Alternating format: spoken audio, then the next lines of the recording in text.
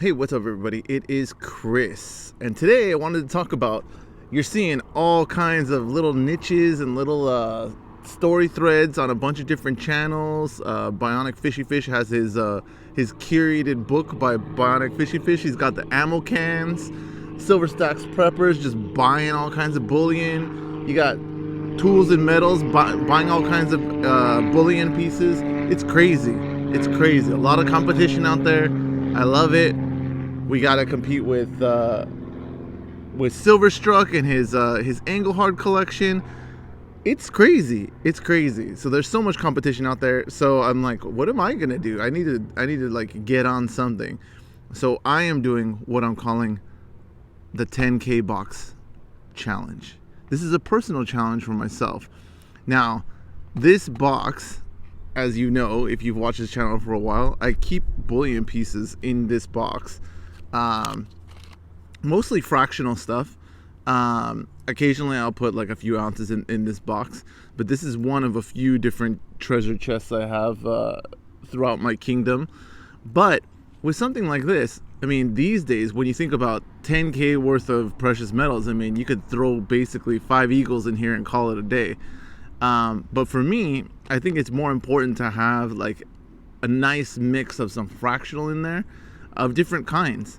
So obviously we've got, again, like I talked about yesterday, the main food groups. We've got the gold, we've got the 1/10 ounces, the 1/4 ounces. No halves in here. I do love half-ounce gold. That's actually my favorite size coin to purchase, the half-ounce versus the 1 ounce. We've got platinum in here. We've got palladium. Again, one of you is gonna steal some of my maybe you won't steal some of my palladium. Maybe you'll choose the gold in the 1,000 sub giveaway. But if you're smart, you'd probably pick the palladium. But building this box up with like different fractional, I think for me in the 10K realm, again, 10K, it is a lot of money. Think about it. $10,000, like people's cars are not worth $10,000. And so when you think about that as a dollar value, as a fiat value, there's a lot in there. But when you see it in the actual metal values, I mean, every fractional ounce is over $2,000 worth of metal, because when you factor in the premiums, and then of course, like the platinum's, I think it's got a lot going for it. It's still cheap. I always marvel at how it's just been sitting there. I always thought when I first saw platinum go down in price that it was going to be this is going to be a short-term thing. I need to get in.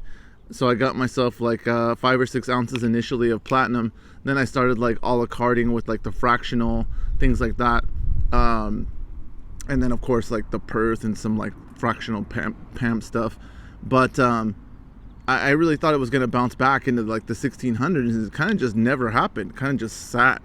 It's had like little runs, but I mean, obviously we've seen what happened with palladium lately, so that's a pretty meteoric rise. What did I trade all this for? Nickel? Probably not, but I mean, nickel's rise, as you saw on the Potter Stackers, him talking about nickel 200% rise in just a few weeks. That's pretty crazy. So with all this price action, I mean, I would love to have one of these 10K boxes sitting around my kingdom, and then one day wake up and it's worth 20K. That would definitely be very enticing. The question is, would I have the cojones to sell at those prices, knowing, quote unquote, knowing that the price is going to come back down to earth, and then I could buy it all back? I don't know. See, this is the problem with when you put it in nice like capsules or things like that. These are kind of cheesy capsules, but this is why I leave a lot of things like this in the thing, because if I get rid of it, I haven't attached myself to it. Once it's in these nicer capsules, and it's like it just becomes harder and harder to get rid of, and then you're stuck. That's really the folly of stacking, is like you start to fall in love with your stuff. It doesn't matter if it's like the first scratched up milk spotted maple that you buy. Obviously this isn't a scratched up milk spotted maple. This is the Incuse maple, Again, not something you see too often.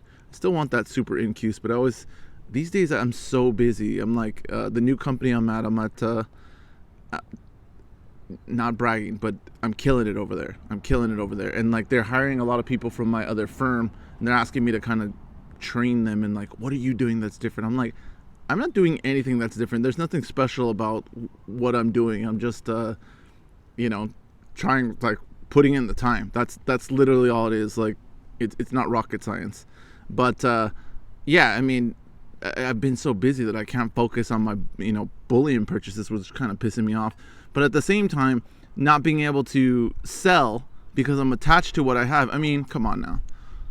Simple thing like this, right? The kangaroos, like, these are a dime a dozen, right? Everybody's got them. Do I want to sell it? No. Why? Because I'm not going to be able to get my kangaroo back. This is how they get you on stacking. I'm telling you. Like, look at these things.